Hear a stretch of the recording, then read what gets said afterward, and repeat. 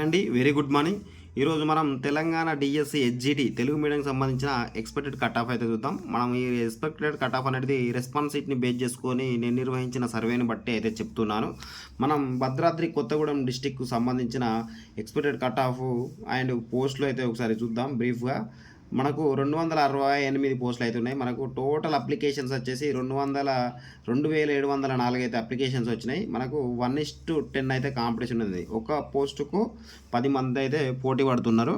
ఇప్పుడు ఈ డిస్టిక్ సంబంధించిన ఎక్స్పెక్టెడ్ కట్ ఆఫ్ అయితే చూద్దాం. నేను నిర్వహించిన సర్వేలో చాలామంది అయితే 60 to 70 మధ్యలో ఉన్నారు.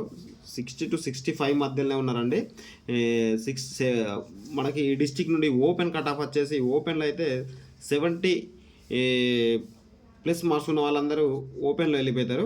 మనకు ఎస్సీలో కాంపిటీషన్ ఉందండి. మనకు భద్రాద్రి కొత్తగూడెం నుండి 68 ప్లస్ మార్క్స్ అయితే రావాలి ఎస్సీకి. ఎస్టీకి కూడా కాంపిటీషన్ ఉందండి. మనకు 67 ప్లస్ మార్క్స్ అయితే రావాలి భద్రాద్రి కొత్తగూడెం నుండి. ఎస్టీ వాళ్ళు చాలామంది పోటీ పడుతున్నారు.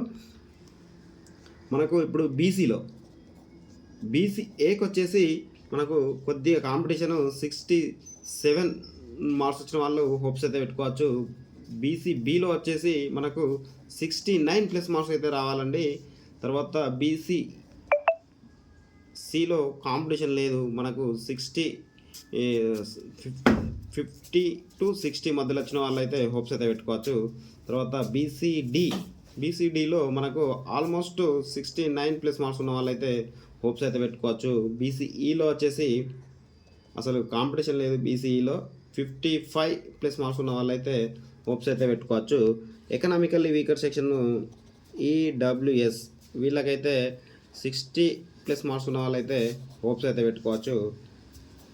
స్పోర్ట్స్ కోటా కింద వాళ్ళ సర్టిఫికేట్ బేస్ చేసుకొని అయితే ఇవ్వడం జరుగుతుంది. Ex service men and physically handicapped వీళ్ళిద్దరైతే 45 ప్లస్ మార్క్స్ ఉన్న వాళ్ళైతే హోప్స్ అయితే పెట్టుకోవచ్చు. ఇది భద్రాద్రి కొత్తగూడెంకి సంబంధించిన ఎక్స్పెక్టెడ్ కట్ ఆఫ్ అండి.